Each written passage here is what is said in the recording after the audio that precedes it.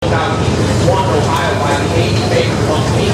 It's what's known as a uniflow cylinder. Every manufacturer had a different arrangement of valve gears and cylinder usage to try and get the most efficiency and power out of the machine while keeping the fuel bill down. The uniflow cylinder was Baker's bid. If you listen closely to the exhaust sound in comparison to some of the other engines we'll be hearing in a moment, this one has a very unique optic point.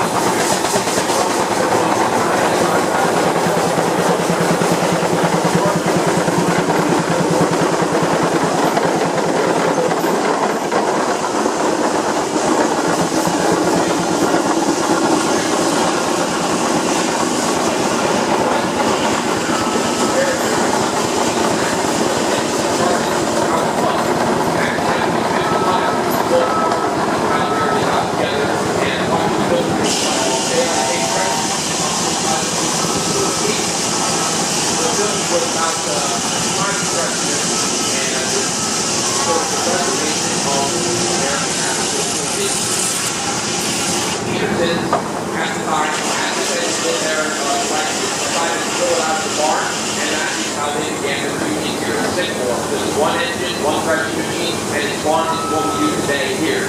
It is a 20 horsepower engine built by the Minneapolis Threshing Machine Company out of Providence, Minnesota, just outside of Minneapolis, Minnesota.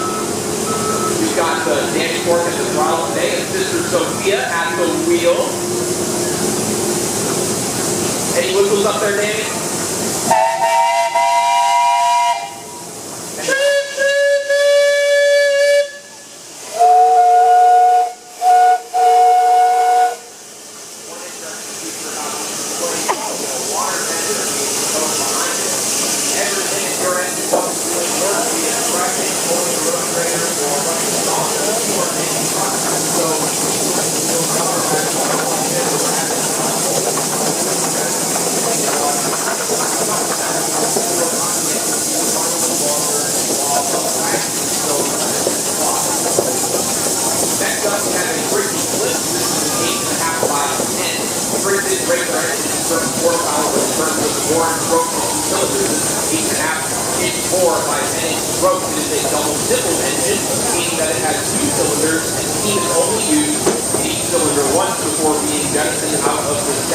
Another such bid to get more power and efficiency out of a different design. This engine is built out east in Waynesboro, Pennsylvania. It's a little unusual to have a brick in this part of the country. We're very happy to have it. It's going to either Minneapolis Threshing. This is the same. This is often you see tractors pulling plows or combines nowadays. This was the equivalent of that 100 years ago. Hey, what's up there, guys?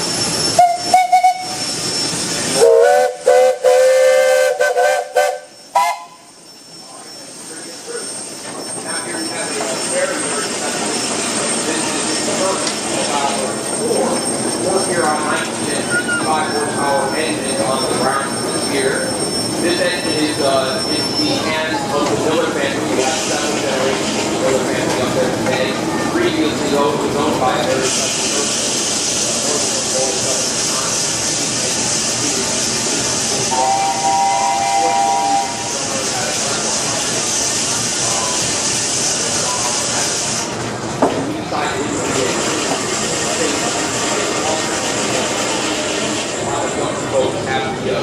Ability and love to own these tractor engines on their own. So I was fortunate to go to Neil's home and found a really lovely home made in the barn that was stored for many, many years. So I'd like to do that to you and to hold the whistle a little longer as a usual kind of memorial whistle for Neil's drummer. Oh, fond memories of you and love with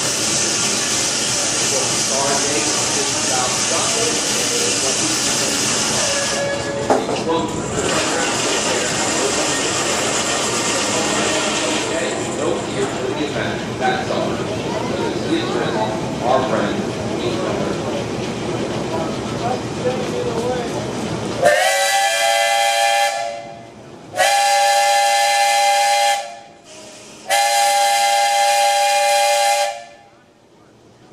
thank you for it through, guys.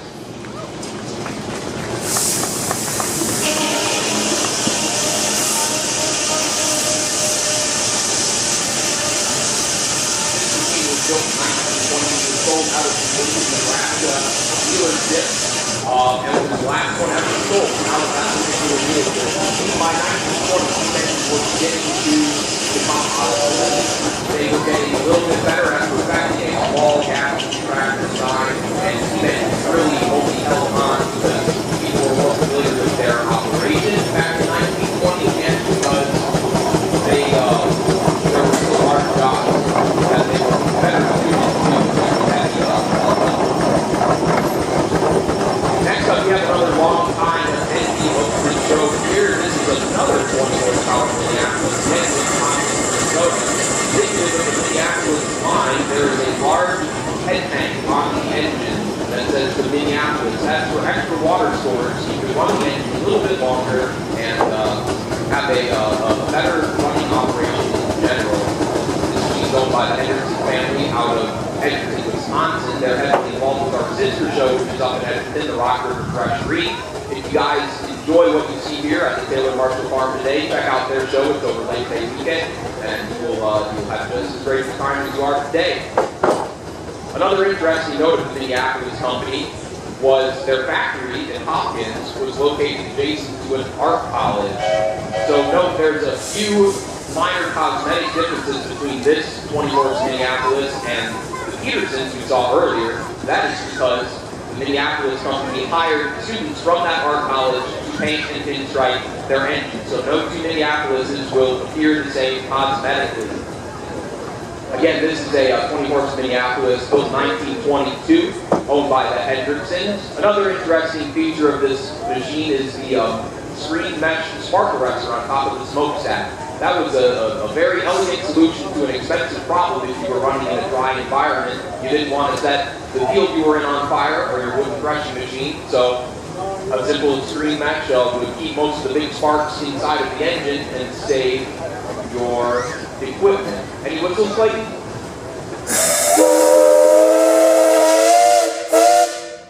All right, thank you. Here, this is another very special machine. This is a 22-horse steam tractor that is built by the Illinois Tractor Company of Sycamore, Illinois. Many of you are familiar with downtown Sycamore, the garden building, the main factory, they began production operations.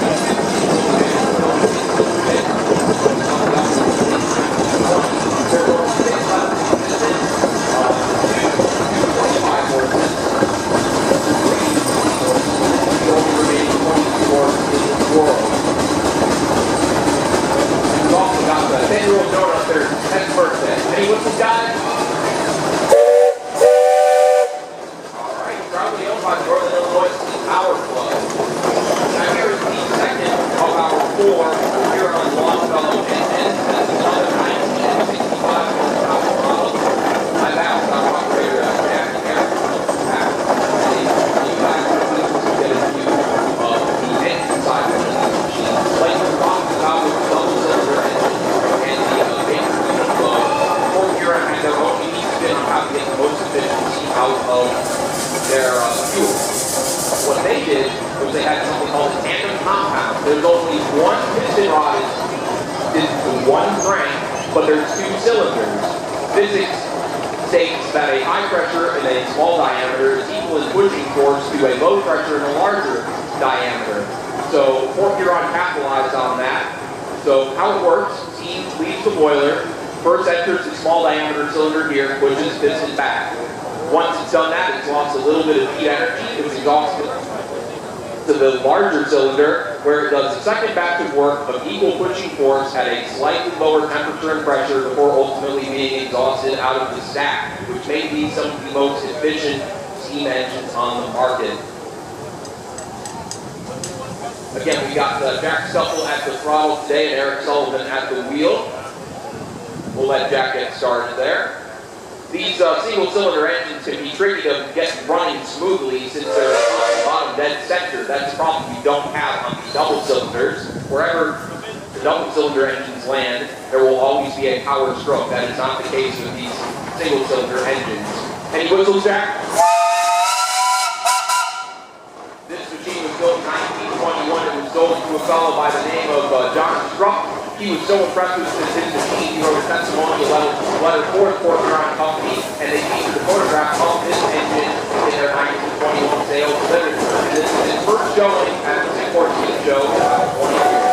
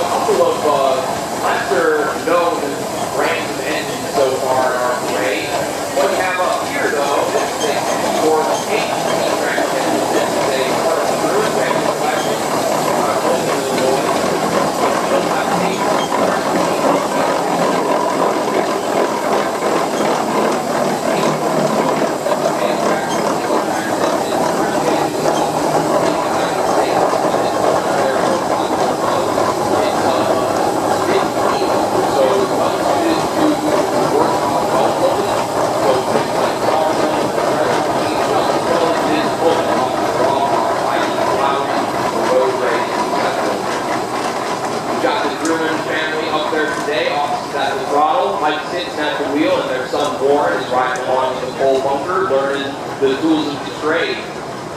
An interesting feature of this engine that we've seen a couple of times already is the canopy above the. This was an additional cost from the factory. It did not come standard. It did not come standard. And it has a happy side effect of sheltering the operator from the elements, but its main purpose was to shelter the equipment from the elements. Any whistles, Austin? Thanks for bringing it through, guys.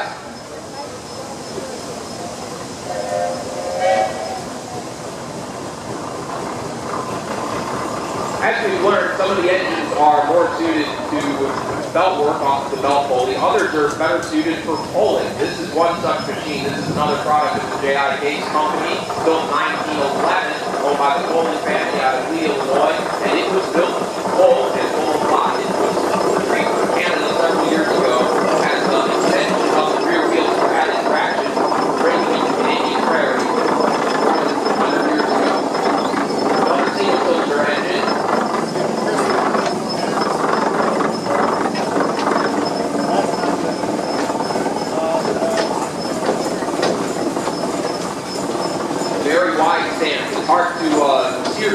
There's a limited amount of visibility when you're in the operator's platform, so it's important for the engineer and the steersman to cooperate and make sure that you can fit where you're trying to go. Any whistles, guys? All right, thanks for bringing it through. During the 18th, they only built a limited amount of full-size tractors, but when the hobby of preserving these machines began to become popular in the 1950s and 60s, there just simply wasn't enough to go around. Maybe people didn't want a full-size one. What you see here are two half-scale models of a 65 horsepower case. These are built by the team, but didn't have a leader required for the full-size engine on their own. The leaders, we have Kevin Thompson. His engine, this first year he had it here at this show, being displayed in memory of his dad, Phil. And Stevens, this is the second year he's had his machine out here, and he's just finished up a cosmetic restoration of this engine. An interesting feature of Kevin's machine closer to the bleachers there, you see the silver part of the boiler barrel. That's what's known as a jacket. It's full of insulation, again, to help keep heat in the boiler, which is going to translate into a lower fuel bill. And I don't know how you guys want to do this up, but let's hear some whistles.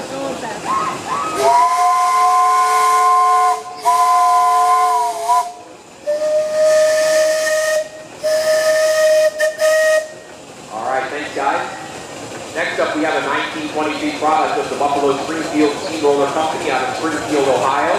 I believe this is a 9-ton machine. This was a 10-ton machine, my mistake. This is part of the family collection out of Springfield, Illinois, and as far as we can tell, it's the only operational steamroller in the state of Illinois. These were very, very common in the countryside right around the time, 100 years ago. First batch of roads in the United States. It had a vertical boiler, which is very popular in construction with this because of its exact design in comparison to the horizontal boilers that we've seen so far. Alright, perfect. Thanks for bringing it through, guys. It wasn't just the college work on the American farm, however. There was a lot of small machine shops and grist mills and so on that had small machinery of their own to power their equipment. And this is a cooperation of such a thing. They take their instruments with another version boiler mounted on a 1960 truck chassis built by Moscow in 1940. Several of these around the country at various shows, many of which are street legal in speeds up to 40 to 45 miles an hour. Any whistle stop? Alright, thank you.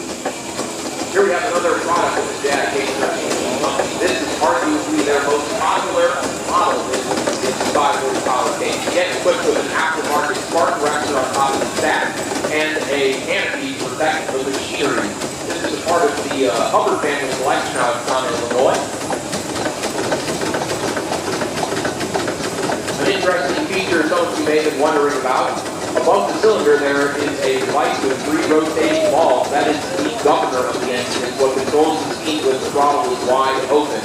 The way it works, centrifugal force brings the valves further apart, closes the valve inside the steam chest, or inside the governor body itself, which limits the amount of steam that can go into the engine, keeps it from overheating. Any whistles up there? Any more? Alright, thanks for bringing it through. It's pulling a matching case water wagon. These again were a way for engines to remain in operation while the wagon was away getting refueled and watered up. Here we have the last of our 19 and 65 horsepower Ford Huron. This is a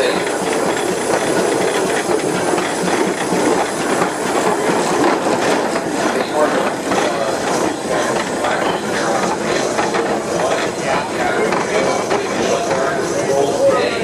they have their own water tender wagon behind them as well.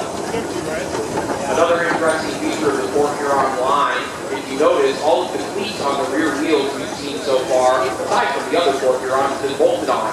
These lugs are actually cast into the wheel themselves, and in their sales literature, in their sales literature, they were marketed as being self-clean, that they were never fouled up with mud. Whether or not that was a sales gimmick or not is yet to be determined almost 100 years later. This is built in 1919, again, by Fort Huron Refugee Company, Fort Huron, Michigan, just across the St. Louis River from Sarnia, Ontario.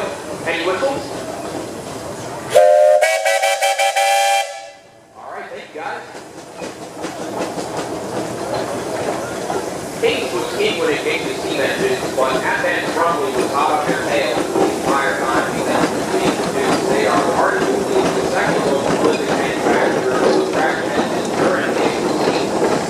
This is one such machine. This is the King, of course, Advent Brumley, part of the universal line of engines. They were branded as universals because they could do universally anything.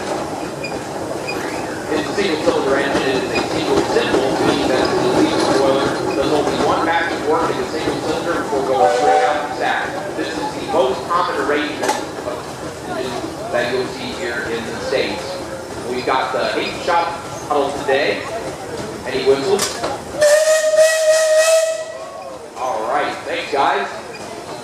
part of the Malls family collection out of Hell Lake, Wisconsin.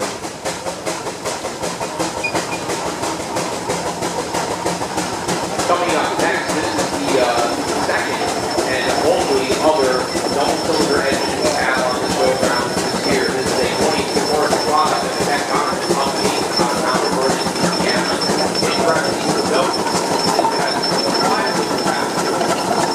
One of them is the actor who is also the one of the 5 that are on the feature side running around. The other one does for added torque and momentum to help the engine go a little bit smoother and be just a little bit more efficient in pulling power. Again, a double simple design, meaning does one pass of work in each cylinder before being exhausted out to the stack. Another interesting feature of this machine are the side tanks. This is for added water capacity. Owned by the Staley family of DeKalb, Illinois. Looks like we got Kayla at the throttle today. All right, cool. Any whistles? Thank you for bringing this through, guys.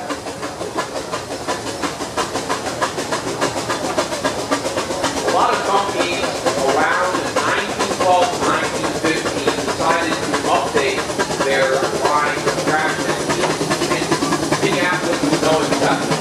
They dropped a lot of their older models and proposed 1916 offered 3 sizes, a 20, 24, and 28 horse. We've seen two 20 horses so far. This is the only 24 horse Minneapolis we have this year at the show.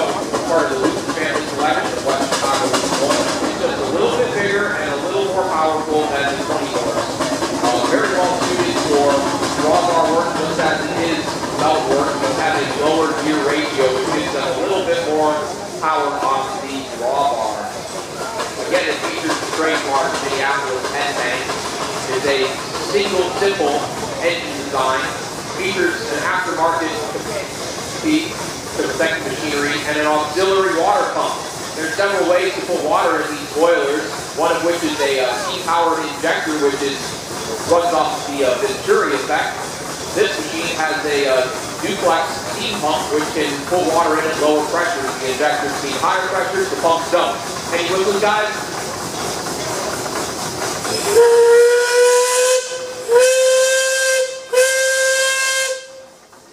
I think that's the only one. All right, perfect. Again, part of the Lucas collection, West Chicago, Illinois. Thanks for bringing it through, guys. He didn't last on the American farm, however, and you may be surprised to know that most of these steam engines we've seen so far were built in the mid-20s. They were already arguably obsolete by the time they were produced. This machine here, this is a roughly oil pump, and it's definitely the evolution away from the power off the American farm. It was built in 1920 here in the States.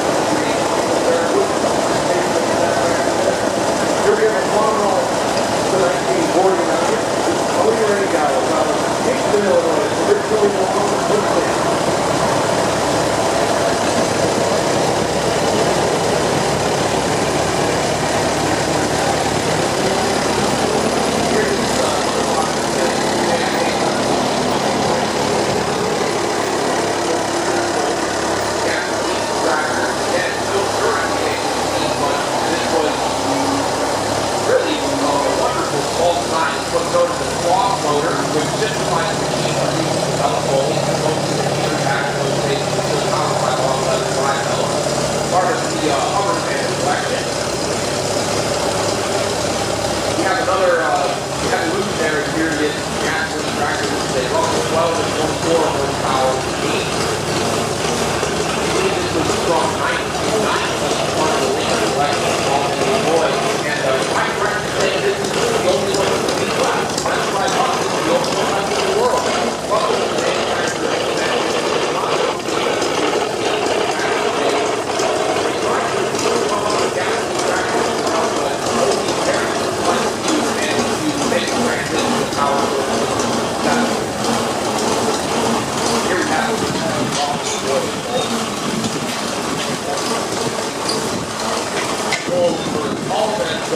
An oil cooler.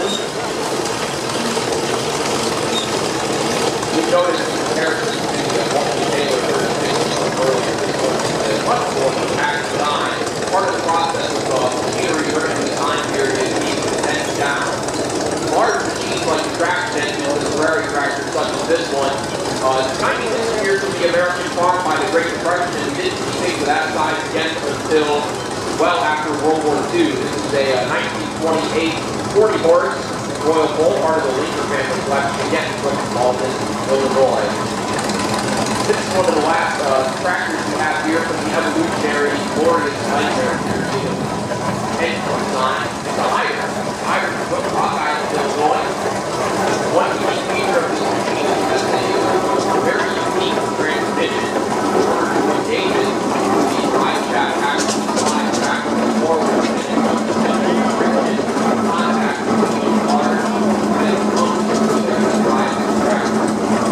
This one was a Diesel 1919 rated as well as 20 horsepower, part of the shop family collection of Illinois. Thanks for bringing this to you guys. Here we have a 1947 Case BAC, Dixon Lake, South Marengo, Illinois. Runtime kerosene, 16-18 horsepower. They made those from 1942 to 1953. Here we have a Farm All Regular, 1929. 18 horse, owned by Austin Gordon out of Elburn, Illinois. In the late 20s, early 30s, International decided to make their own tractor called Farm All Farm because they could do it all. Plow it, close it, anything you need to do. And this was the next evolution of that. It's Farm All F12, 1936. That's owned by Chris Karen out of Hampton, Illinois. Doing an excellent example of how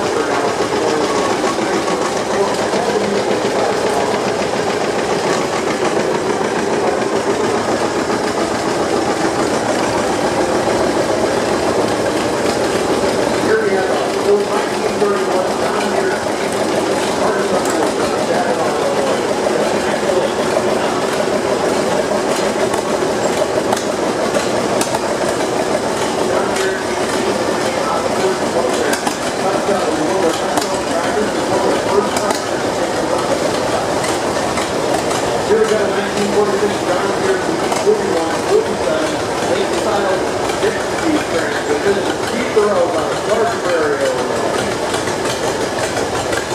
During the 1951 Ford A-N, Elgison at the Shell. Ford A-N 9 series was with Ford Windows, 3-part Ferguson,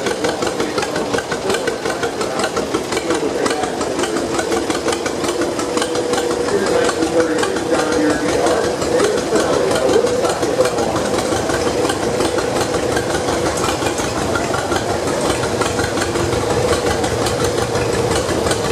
Here we go, 1979 International 184.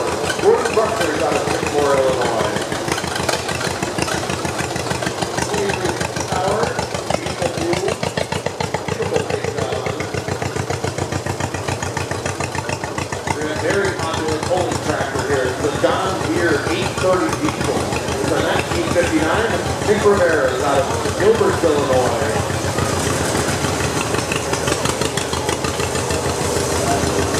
There's another excellent Alice Chalmers example. This is 1955 Alice Chalmers WD-45.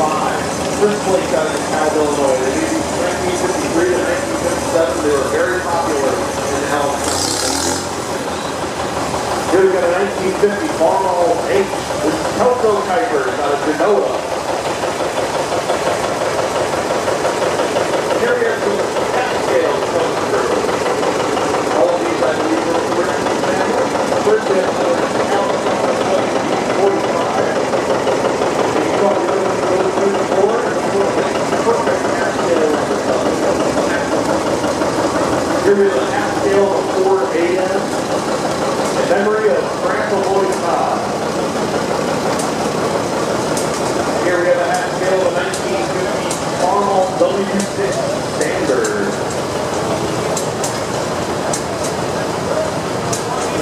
Here in 1940, John Deere Beef, Terry Blake out of Henry, Illinois.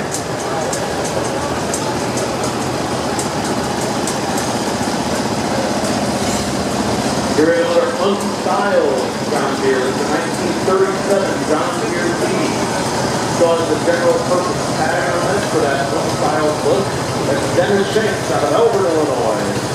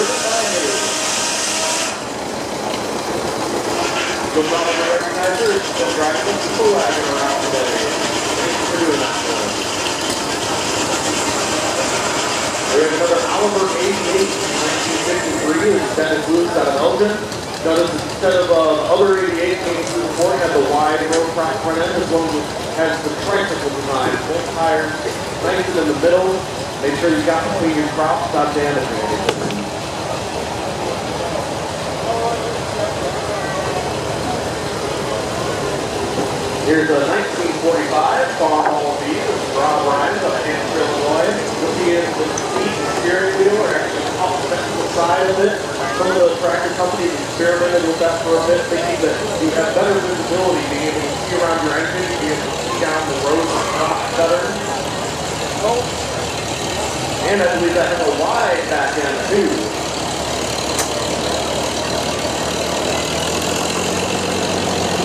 Pulling this excellent red wagon, we have a 1954 Farmall Super M with soft roads on Hampshire, Illinois. The whole family in tow.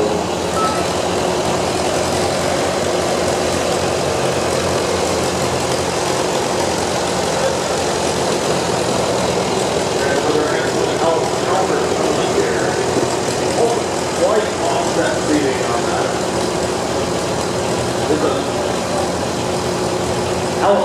WC, one of the most popular models they have. It's a 1936 from the Lendor family out of Genoa, Illinois. Here we have a beautifully restored, beautifully painted up Minneapolis Moline U. UTU. It's 1949. George Lendor out of Montgomery, Illinois. Here we have a 1939 John Deere A3840 style sports team. Charles Woodruff out of Elton, Illinois. Runtime Security.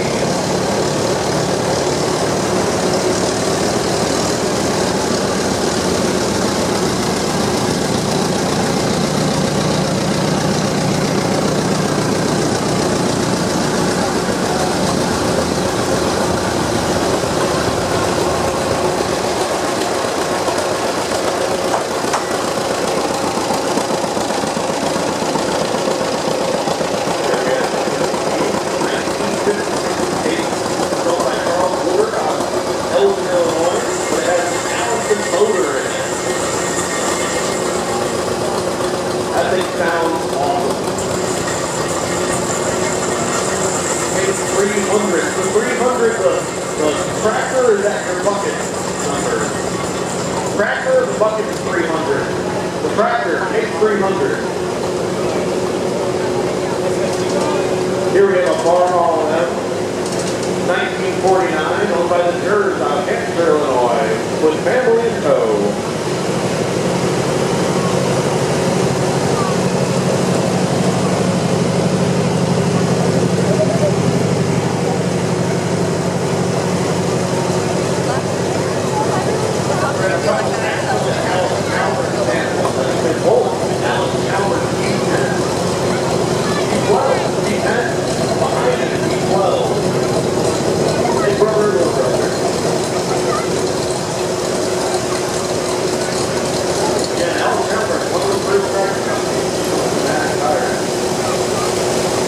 Here we have a John Deere A,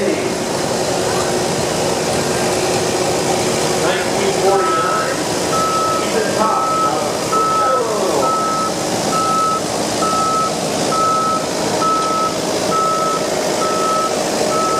saw that 830 earlier, one semi-turbo John Deere 720, owned by Steve Bass.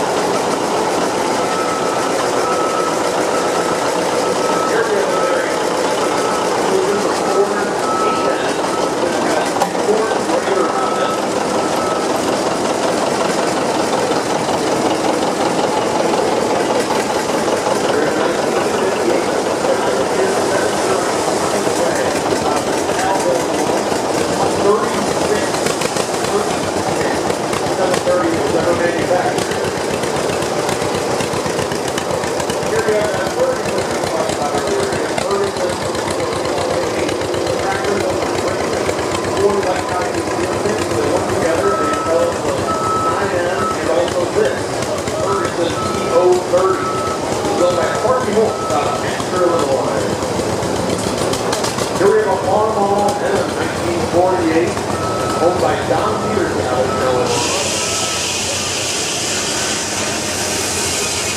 This is a 1946 Silver Study.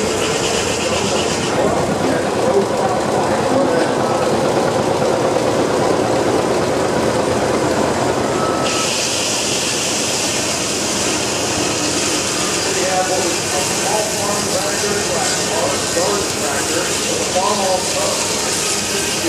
It's about 9 horsepower, very sturdy. Very quickly got 6 cars, 1.5. Here we have a 1941 Farmall Lake. Very quickly got 6 cars. Farmall Lake is a very popular model. It is 1939.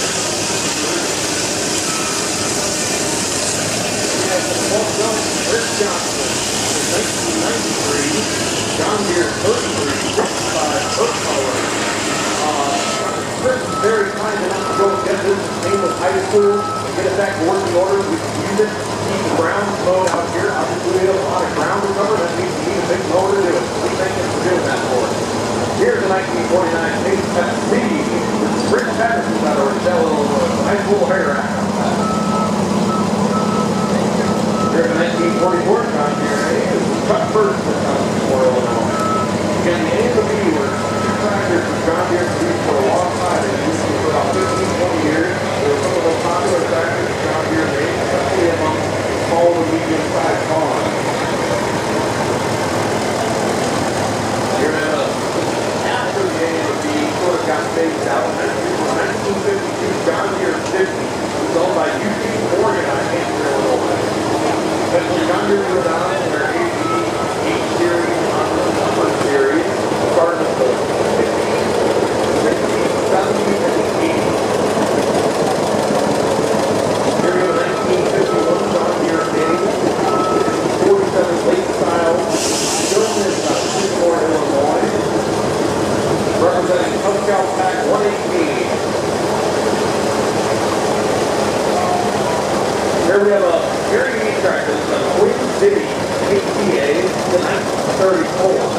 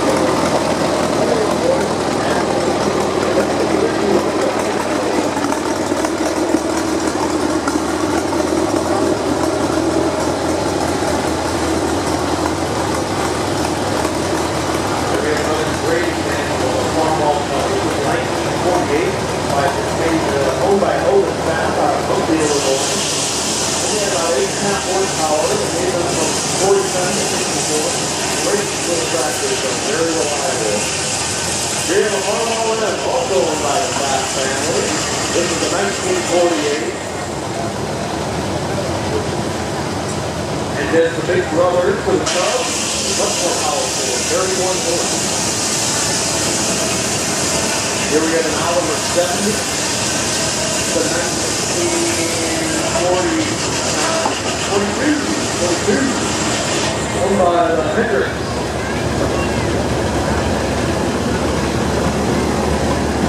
Here we got another Farmall Cub. Custom grill on it, so owned by Josh Black.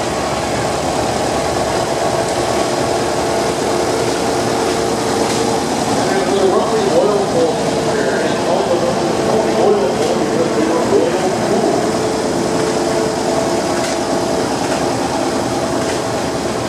This was 1928, so right at the end of the steam era, we're transitioning into two ways of agriculture and tractor development.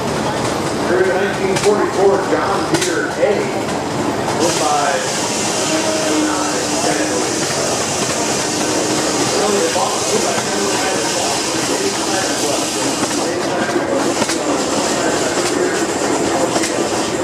Still here in an outfit, but certainly a heck of a lot smarter than the end. Still here. Here we have Taylor Sutherland, 1957 John Deere B. John Deere 520. This one's a 1957 38 horse. Taylor is one of our directors here. He lives nearby. He does a heck of a lot of work with the club. And here we have Jimmy Esposito driving Taylor Sutherland's 1965 John Deere 4020. John Deere 4020 was one of the most popular tractor series of John Deere's line. When they came out with the 4020 in the 60s, they made up about 50% of their tractor revenue. We have a 1958 Oliver 880 Mark Brown out of Sycamore, Illinois. 55 horse. From the family of Co.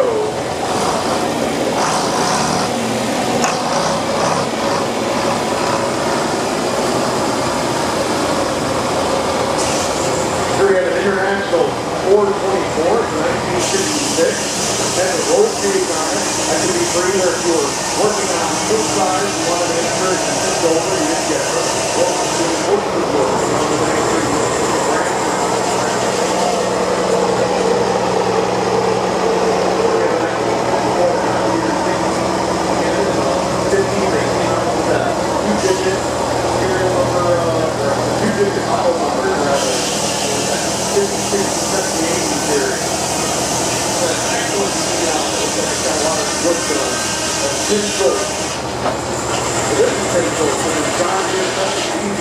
The 1956 from Metro, Illinois.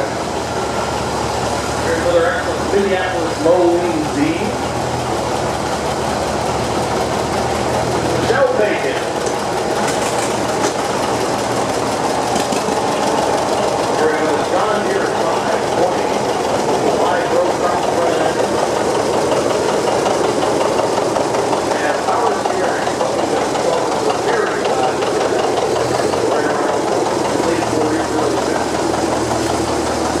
During 1946 John Deere A40 style 6-speed. Here's one of the figures out of underlying Illinois.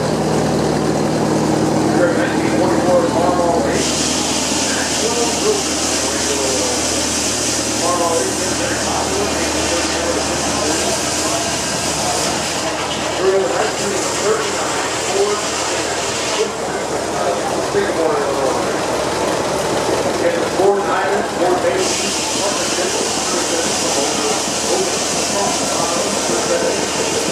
Here in 1947, Ford AS 34. Easy Truck, White House, Tennessee. Here we have an International Super Series in 1953 from that book out of White House, Tennessee. In memory of Casey Bag. Here we have a 1946 Farmall 8 tennis benches out of Portland, Illinois.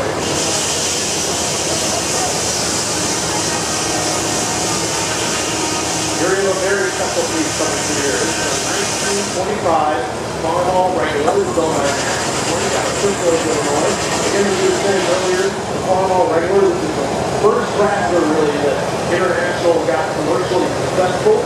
Called the Farmall because it can do it all. This one is very special because made in 1944 was the 386th one out of 100,000 of these that they made. One of the first to come off the line. Here in 1948 John Deere A47 race style, this is John Thompson, Illinois, his wife Sam, and the baby. Newly mentioned.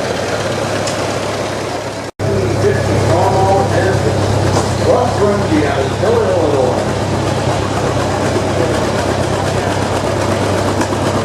Excellent farm. We've got another great example of these great case tractors. Again, some of these early case tractors were great because they had leftover great paint from World War I. For some reason, thought they wouldn't need it again. Dustin Lister out of Sycamore, Illinois. That runs on kerosene. Here we have Wyatt sitting right here helping us pack this actually his tractor, 1948 Ford 810. Wyatt's going to go with Taylor's 810 Illinois.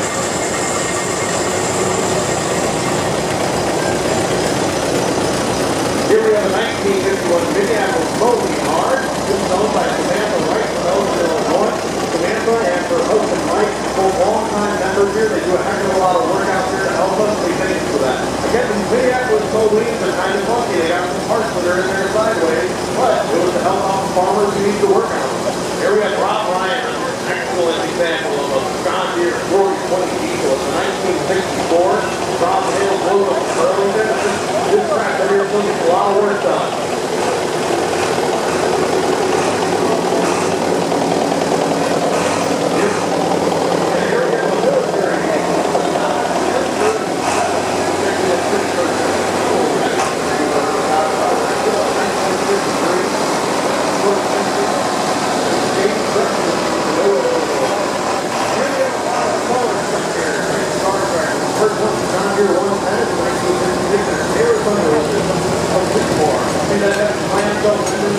That's how those early models were. They had to plant those fenders, mold it on correctly. Eventually, they get to the unibody. The fenders load into the floor panel. You're going to come to that 122, the 1957 owned by the Garrett out of Elgin, Illinois. You're going to have a Bowman, 1050 1967, Robert out of Kingston, Illinois. You're going to have another Bowman behind it.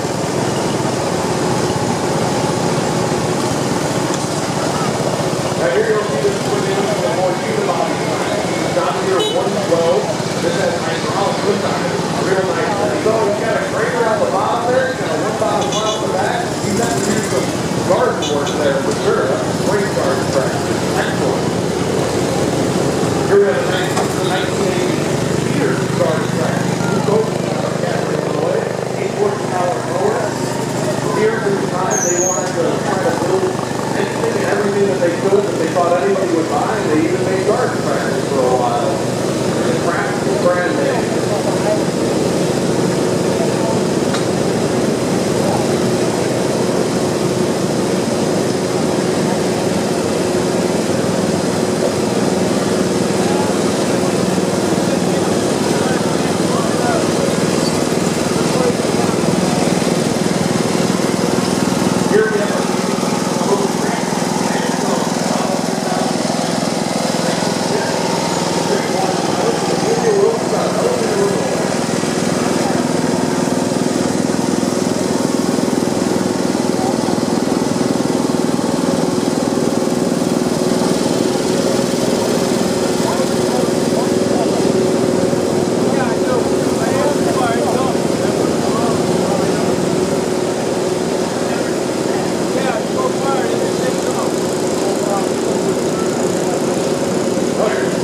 Here we have a international cadet, a 982.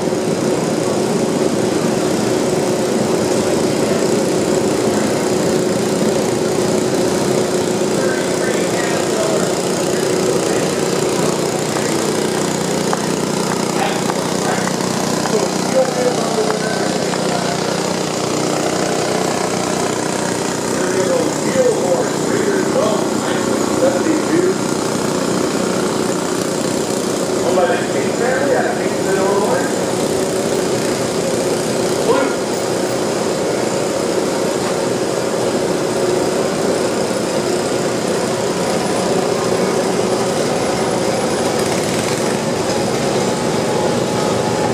Here is an excellent example of another half scale. This is a half scale oil mold.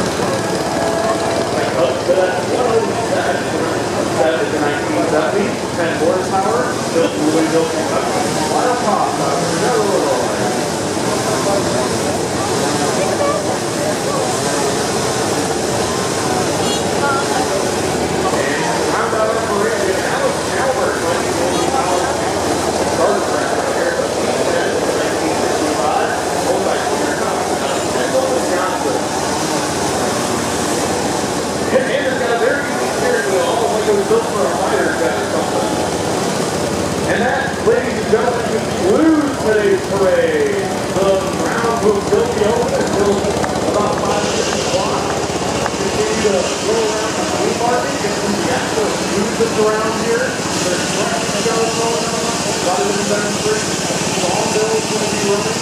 Hold on